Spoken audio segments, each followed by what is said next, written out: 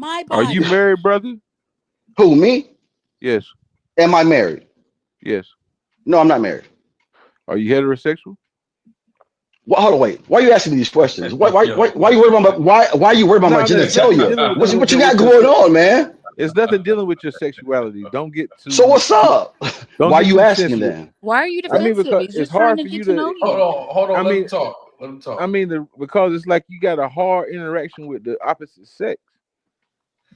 What you fail Ooh, to I realize is, don't think that's the case with him. But go ahead. Yeah, I it don't is think I that's the kind mean, of. case. You but With him. told what me I I'm wanted saying, power, and all I've been talking about is but rights. listen, what I'm saying. A no, but man you don't got have let to me say talk. I You have just power. A man doesn't have to tell a woman I have power. I who said I show I have have power. power? What do you wait? But You listen, didn't hear what I said. You did not hear what I said. I said politics in America is the battle for power, and so you break no, up but I'm into not. But I've been every listening to you interact with your golly, sister though. everybody. So It's like okay, you cannot out talk a woman, brother. I you're hate a to tell captain you, then. I believe in you equality. cannot. I believe in Solomon said it the egalitarianism. greatest. Solomon said, ways of a woman is not known to man." I'm a feminist. I believe in equality. Well, I No, you believe in don't. equality too, but I'm just saying you cannot. This woman's gonna keep talking to you and talking to you and talking to you till you hear what she's trying to say. This is called a conversation. It's dialogue. What are you talking about? I know it's a conversation, but you don't want to be wrong. Because I'm not No, wrong, crazy man. No, but yo, you're I not was a about to take man. up for you, but damn. I mean, the thing about it is, you got to hear both sides of the board, dog. I do hear her. That's why I'm engaging with her and I'm listening to her points and I'm responding to her points. But because she's a woman, you're going to defend her. That's an interesting No, position. I'm not going to defend nobody. If you think she's valuable and equal, then let her talk and defend herself. And if you have some points, then you share your points with me and I will tackle those points too. We can do 2v1. It's okay. I'm not doing 2v1. I'm not against you, brother. Action. They tried to jump me in the live stream last night. Me and this wonderful, beautiful black sister with this beautiful mind. She was engaging with me and it was very intense. It was very fiery and fierce. And she was just getting it, right? And so it was a lot of back and forth. And so another man came up, and the first thing he did when he interjected, when he tried to question my manhood, he was like, are you married? Because it don't seem like you get women. And as soon as he said that, I understood. I'm like, oh, you think that you have to pander to women to get women? No, bro. I walk into the room and I talk just like this, and she understands. Oh, that he's in the building. And when she knows that he's in the building, all that feeling stuff is out the window. I want to hear your facts. And so when she started talking about diversity, equity, and inclusion, and civil rights, bro, I just got right to it. I was like, hold on, baby. Like, you're a black woman, and we're 13% of the population, and civil rights, it benefited white women more than it benefited you. Yep.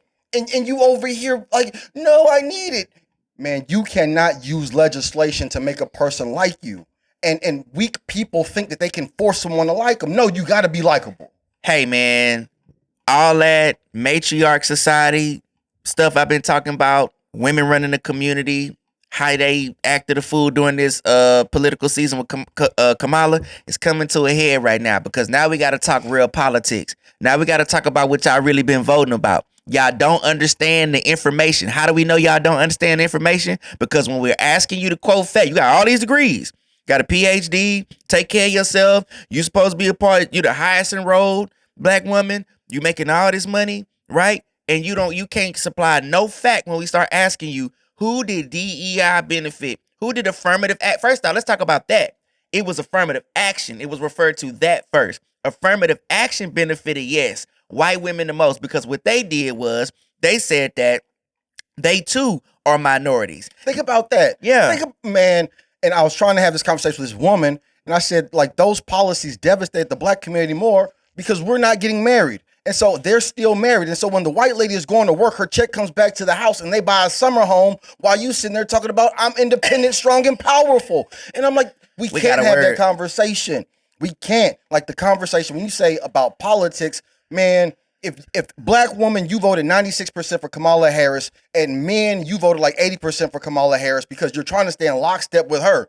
But if you don't understand that you have to be in alignment with the black man so that I can defend you politically, because if you don't have a political muscle, right? If you don't have something to reinforce your ideas, then you ain't got no ideas. We ain't really got no hope when the greatest representation of the black woman, Michelle Obama, ain't nowhere to be found around her husband. That go to show you everything you need to know right there. Look at Hillary Clinton. She was by her why man. would she do that?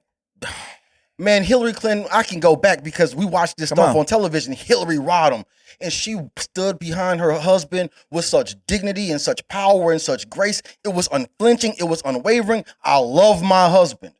He had multiple affairs. And so like that, coming from the structure of saying that this is my man and he must represent as the man, that's different. And I mean, sweet Michelle Obama.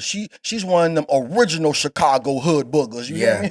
One of those affluent hood boogers. and that's what I'm saying. Like when we talk about this, You ain't like me calling her a hood booger. man, you can call her I'm just whatever. saying, I can see it. You ain't like me calling her a hood booger. I need to pander. I need to pander to her. I didn't call her a B. I didn't call her No. anything. I'm saying that type, when you leave your man hanging, that's nasty. What you see on my face is not disappointment towards that. That's the truth. What you see on my face is the disappointment in how we do not see that this is a real issue in our community, because you said the key thing. When affirmative action kicked in and them women was going to work and taking their checks home, they swapped you out into social programs and you kicked your man out the house and you took what the government gave you and your family got destroyed. So when he said, hey, getting married is an important key, that's what we're supposed to have. You have a false sense of provision and protection. You never had it. We try to pretend, and I think a lot of men try to pretend, no, I respect you, I love you, I believe in your power. If you believed in a woman's power, you would tell her the truth. Hey, I'm a hunter and I'm trying to get some cat. I hunt for cat all day, all night. I'm a primitive beast. And if you don't require marriage, I'm not going to marry you. You know how I know? Think about that. They think it's my responsibility not to impregnate them. It's my duty to impregnate you, and it's your duty to make me marry you. And if you don't make me marry you, hey, good luck being a single mama. That's the point. And guess what? Don't come in me. None of the social programs, none of what y'all complaining about right now as far as DEI goes, addressed any of that for you. It don't address that for you. Like a woman wants to have all the fun in the world. Like she wants to drink all the alcohol in the world, and she don't want no hangover. You can't get drunk and not have no hangover. You can't get busy and not have no baby, but you want to get busy and not have no baby. You want all the contraception in the history of the world, but you don't want to close your legs. And when I said that to this beautiful woman, she said, misogyny. To think holding a woman accountable is misogynistic. To think that me believing that a woman is supposed to have a baby is misogynistic. And I'm like, no, I'm a humanitarian. I'm a feminist. I'm an egalitarian. I'm a human being who believes in human people. Don't y'all know that everybody that's agreeing with y'all, telling y'all what y'all want to hear, is lying to you and causing harm? You know, Conversation Tonight with Ace Metaphor, that same podcast has been going viral. I've told y'all on here on The Greatest American, y'all better be careful. Guess what? The whole group breaking up, the pod is breaking up. The dude was messing around. I'm gonna ask you, like, so Go ahead. How can you possibly even like engage in that type of stuff? When I see intellectual black folks sitting there pandering and saying they're using white ideas and trying to make white ideas black, like, and the man trauma responses, trauma bonding, all this intellectual stuff, bruh. You preaching, boy. when all they got to do is marry their women. But you know, All they got to do is marry their women. The boy preaching. Because I can't even listen to it because these are rich black people with microphones talking white, talking pop culture, psycho pop bullshit, instead of really going back to our roots and what we need and why. Look, I said this the other day on my show on the Charm Hour. I said, I hope they bring Jim Crow back. I hope they bring the dogs back. I hope they bring the hoes back. I hope they bring Bull Connor back, because that's the only thing that's going to force the black community to come together, where the black woman got to say, you need your black man. Yes, Donald Trump, if that's what you think he finna do, let him do it all. We're not going back. We're not going back. Hey, in order for them to do that, they would literally have to recall every soldier from every country in order to instill that, because black man is free, and to try to round us up, man, it's going to be very difficult. Come on. I believe in absolute power, okay? Mm-hmm. And like, I know psychologists, sociologists say, you can't talk about power. What am I supposed to talk about? Like, that's how we negotiate. A woman uses her femininity to negotiate power, and me, I use physical brute force. Right. If you don't like my idea, then we got to thump. And if I get beat up, goddamn, either I go get better backup or I got to get stronger. So I have to do something. And I think that's the problem with the Black American man, or the man in general in America. You have to do something. Donald Trump ain't gonna save Yes. you. Kamala ain't gonna save you. These are rich people protecting rich assets. Ain't nobody protecting my poor black ass. No. Nobody. No. And so if I don't align with my brother, if I don't align with other content creators, if I don't align with other revolutionaries, we finna be stuck. Come on. But see, I think, see, you want to know what I think? Tell me. I think the black man scared.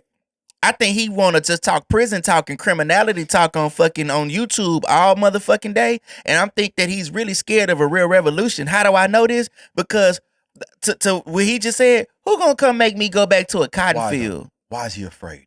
Because he was raised by a single black woman Yep. who didn't want her son to get murdered. Because that's the terminology that we use in our community. If you go outside and you say this, man, I'm like, on this live stream with this, Moxie approved, on this live stream, another black man, he comes up and I think he wants to reinforce or try to check me because I'm sitting there espousing power rhetoric. He says, man, what about the brother that got killed in the jail when they executed him and beat him to death and there was some nurses watching? I was like, man, you know what? Let's do it. Last year, around 1,200 people were terminated by the police. Of that 1,200, like dang near 500 were white, huh? And maybe less than around 200 were black. And so if they're terminating more of them than they are of us, and then you scream racism, you sound crazy. But you want to argue the percentages. Well, it's 22% black and it's 35% white, and we're only 13% of the population. We're overrepresented. Hey. Screaming victimhood as a man with testicles is unbecoming, huh? Using small percentages to extrapolate over the entire black demographic, it's unbecoming. 1,200 people out of multi-millions of interactions, and you say that racism is systemic. If it was, it'd be 10,000 black niggas dead in America. The 14th Amendment, y'all need to go back to that. Y'all see, this is what this is gonna force us to have to do. This is not monetized. we have to go back and understand law, legislation, your lineage. I'm gonna say that again. Law, legislation, your lineage. Y'all need to understand where you come from. And then you'd have this understanding that the 14th Amendment is saying to you, of the enslaved people that have now become free, you get equal protection under the law. You are a citizen of the United States of America. Guess what? If Patrick Henry said that give me liberty and give me death, it's got to apply to me as well, because that's what we was built in this country. Let's go a little bit deeper than that. Come on. Okay, I don't like lawyers control America, lawyers control the world, and I don't think any one industry should have that much say. The Constitution, all the laws, the Bill of Rights, the Declaration of Independence, all these things are like frameworks of a reference point. But as soon as those things don't align with my ideology and they're not progressive enough for the modern time, bro, I have to I have to change that. Yes. And when I tell you, little lawyer boy, Point Dexter with the pen in your joint, hey, yeah, you wrote that law, but we the people, the fourth estate of the government, the people hold you accountable. Now fix it. Right. Fix it. Right. If we don't talk like this, because people say like the law is end all be all. No. And once upon a time, the law said that I couldn't be a free human being. Right. And so, it changed. And so I'm not gonna even allow it to get to start eroding. I'm gonna stop it right there. Hey, lawyers, you have to listen to the American people. Yes. Like, I don't have to have a law degree to understand what freedom looks like. I don't have to have a law degree to understand what intercourse is. You can't legislate my balls. You can't pass laws to control my balls. Nigga, I'm free. You know, we see that in history as a development of the laws change. We know that in a free society, what we have based this society off of, we've amended things to accommodate as we grow in modern times. And that's how this nation has been built. We have to his point, that's why you have a right to protest. You can say, no, that ain't right. That ain't working for us. And we can set up protests. We vote represent. Man, we just don't know, man. After Occupy Wall Street, they started passing laws where you couldn't congregate in public spaces, common spaces. Like if you want to go to the park, they said you have to put in a permit. If you don't put in a permit, now you're breaking the law. These are ways to silence the people, because if you have to put in a permit, then you know that I'm about to assemble. Right. And the whole point of me assembling is that you don't control my actions. Right. And so, like, all I'm saying is that if we're going to be powerful people, you have to understand the system in which you exist in, and then combat the system. But if you just sit there and say, black woman said that she's feeling vulnerable, and then you don't say the thing, you're being dishonest, you're being disingenuous, you're being weak. The black community is very childlike in this conversation, though. We haven't really, as a community, advanced. That's why these conversations are hard for us to have, because typically, holistically, we hadn't read. We just working from emotion, and yes, that is from black women. It's like that's who we've been raised by. So we are so emotional with no information, just spewing out garbage, and we got to sit here and teach you. We got to reteach. We got to take you back to government. We got to take grown people back to government at class in high school and walk them through how this thing is supposed to go. I'm so thankful for that wonderful woman having a conversation. I'm prefacing that because I want to humanize her, because I went back, I replayed the live stream, and as I was talking, I get to going. You know, I get to going. Right. And as I'm getting it going, she's just like, I heard her like saying, I'm being vulnerable. But she was saying I'm being vulnerable while being antagonistic. Right. And so I couldn't pick up the vulnerable point. But as she was saying that she was being vulnerable, like, I'm supposed to understand that she's frustrated too, and she doesn't know how to navigate this thing. She said it very specifically. I went to college. I went to the military. I got my master's degree. I did everything I was supposed to do. And I was like, who told you that was what you were supposed to do? And if you're listening to other people's ideas, like, you made a choice to obey what they said. Propaganda is dangerous if you don't combat propaganda. Come on. And so the whole education system was propaganda. Mm-hmm. Like, this is what they do. They say a thing in a political, man, because we were talking about the election, and Kamala Harris, when she was running for president against Joe Biden, she called him a racist. And as soon as Joe Biden won, she said, I was just playing politics. And you can't demonize me and say you were just playing politics. You can't call me a misogynist and be like, oh, well, I was just trying to win the debate. That's the same thing that the woman did to the little boy, Emmett Till. You lie, and then that lie has consequences, and now I'm demonized in the public spaces. Yep. I mean, it's really, again, even let's talk about politics. When we talk about politics, so that same conversation in that arena that we're having in our community where our women are misled and being pandered to, it's the same thing that happened throughout this entire election cycle. I mean, that's exactly what happened to you. And now we're seeing it. I'm seeing it on posts in the social media where y'all still quoting bad information. Y'all quoting bad information and are afraid and scared when somebody comes and tells you real information.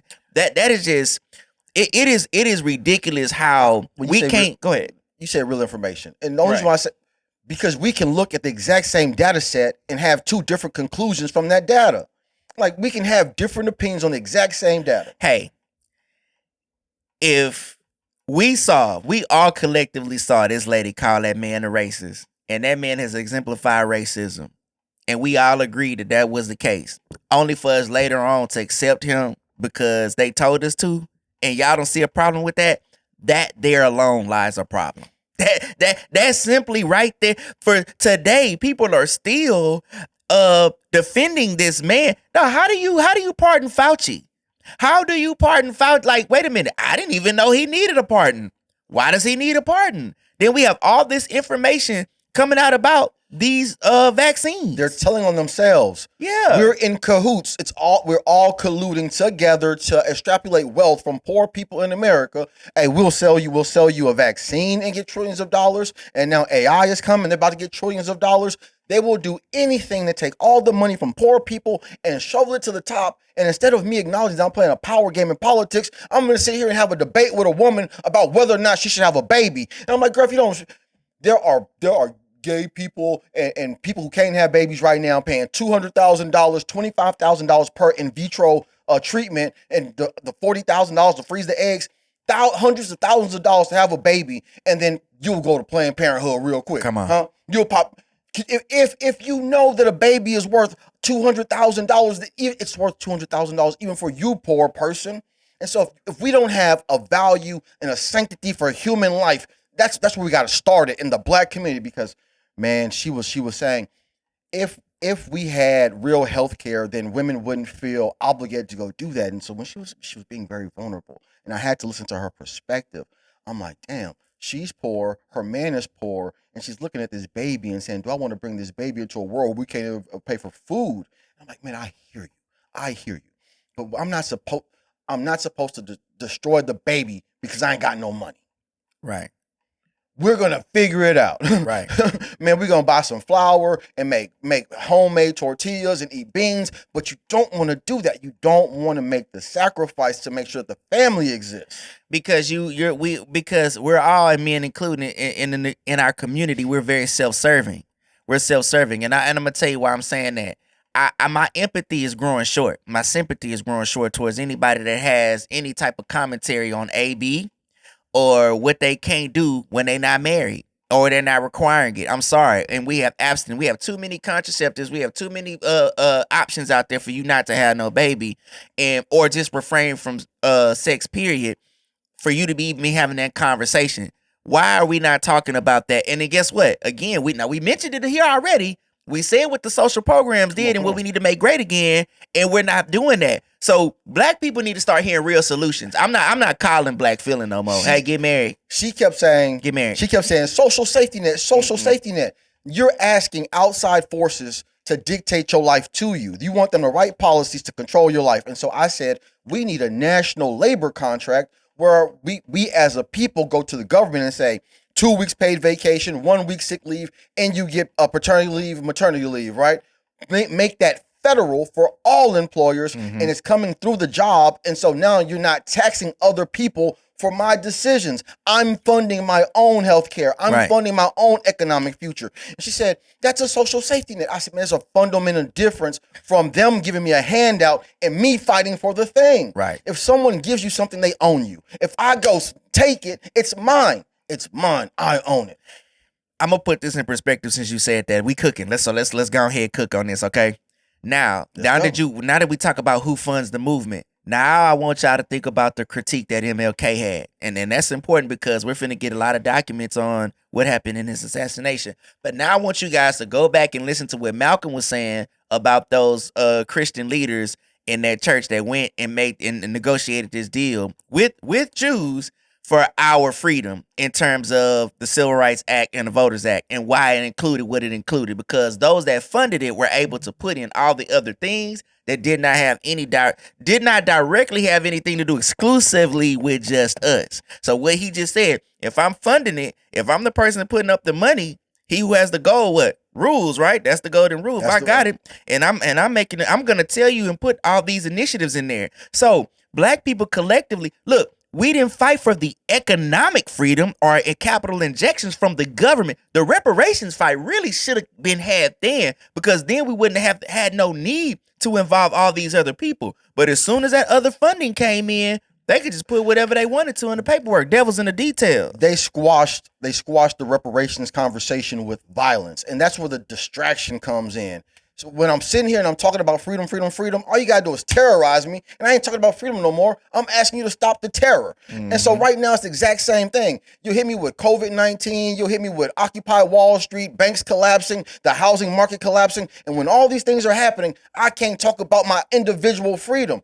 Man, the United States of America owned car companies. We did that. We bailed out the car companies, and then we gave it back to them and made a profit off of it. And the American people, we're like, yo, at that point in time, the United States government could have said, okay, Daimler, Chrysler, well, at the time, Chrysler, okay, General Motors, you're now American assets, and we're going to use you to produce vehicles for the American people because this is a public good. That was possible if you have savvy intellectuals and politicians to do it. But if you're bought and paid for by the lobbyists, if Ford is paying your paycheck, then you're finna operate in the best interest of Ford. If Chase is paying your paycheck, you finna operate in the best interest of JP Morgan Chase. And when I say this, JP Morgan Chase will debank me. Ford Motor Company won't sell me no car because I'm pushing back against the power system. The only way I could do it right now is because I ain't got $100 million. You won't get nowhere without sacrifice. I hope that y'all have learned that by now. And I'm going to tell y'all something, what I mean, while y'all talk about boycotting things, y'all also have to look at the buying power in the black community is $1.6 trillion. What you mean you can't do nothing with that? $1.6 trillion. If you wake up and understand that you can do something with that and make it work and really push the community forward, we don't have to complain. That's the other. We're complaining for someone to do something to us with a $1.6 billion, with a $1.6 trillion. Go ahead. In order to do that, we would have to share common spaces. Rich people and black people would have to occupy the same cities. We'd have to centralize. We would literally have to say, all black people move to these 3 cities, and in these 3 cities, all of our money is spent in black stores, black agriculture, black infrastructure, black everything. Because if I live in Houston, then I got to play with Houston, and Houston is so diverse, it's impossible for me to segregate my money to only black businesses. Right. And so, like, it would. These are big ideas which require a lot of energy. I want to have the conversation. I think you can be diverse in purchase and still put certain money towards causes. So, for instance, let's say just locally we see a candidate that we want to lift up through the ranks, and we feel like he's a great representative. I'm giving game to the Democratic Party because y'all really suffering the most. And you find a candidate that you feel like really represent us, and say, okay, hey, we like this guy. Let's put some money. Let's put some money power behind him, or even someone that may not look like us. That just offends. That just what they're trying to do is going to affect everybody in our community. We'll collectively come show the people, show the marketplace that we can make some change and movement in the politics. You elect a representative, right? So Right. we're in Houston. We elect our representatives, and we send our people up to DC, and then all of a sudden there's two senators or whatever. And they go up there, and all of a sudden they swamped by the other 500. Yeah. Like we send our fish to go get eaten by the sharks. Right. And so, man, I've been looking at this politically. I can't ask no politician to fix this for me. If 10,000 citizens don't say this is our political agenda and advance that political agenda, like Yvette Carnell and the ADOS advocacy movement, if we don't strategically come together and have our own think tanks and create the ideas and fund the ideas and disseminate the ideas, then someone else owns our ideas. If I ask someone else to fund the thing for me, it's theirs. Okay, I'll even say this and agreed. You talked about ADOS. It's growing. It's grassroots. What if we collectively? I'm just giving examples. Yeah. We don't got no excuse. We can get We behind. got lots of excuses. We can.